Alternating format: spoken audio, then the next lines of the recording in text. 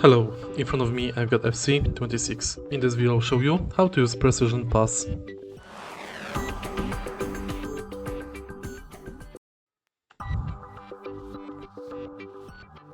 To use precision pass, you have to press and hold R1 and then triangle, square or X.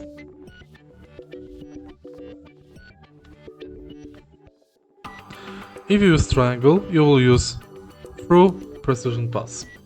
If you use square, you will use through precision cross. You can also use precision ground pass